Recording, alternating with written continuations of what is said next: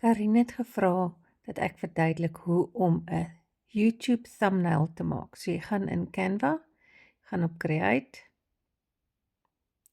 Social Media,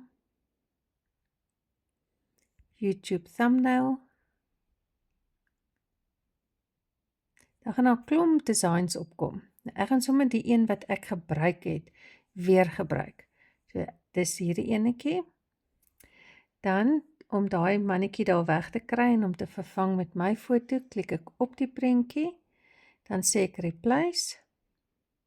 Dan kan jy 'n foto van jou rekenaar af oplaai, of as jy reeds ene het wat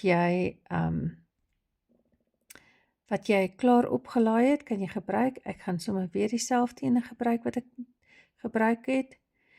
Hy laai op, jy sal sien hier agter, hieronder staan BG Remover. Onthou, dis die paid weergawe, so dis hoekom ek die background kan wegvat. So, hy het hom nou daar weggevat, en dan gaan klik jy net op die bewoording. Ek kan nou nie onthou wat ek daar gehad het, dink dit was YouTube.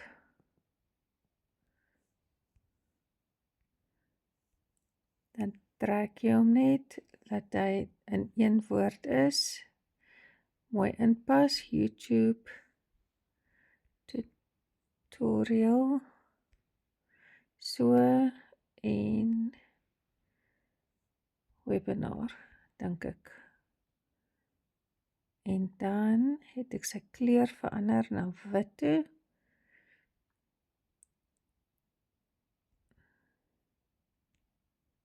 Ons kyk net gou-gou. Ekskuus. Gou-gou weer gaan.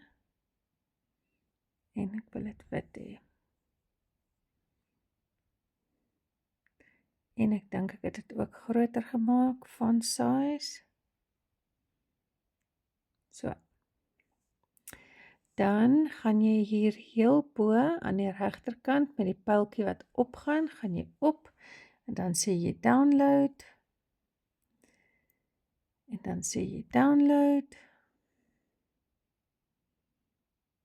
En daar het jy hom. Nou gaan hy save op jou foon of op jou rekenaar.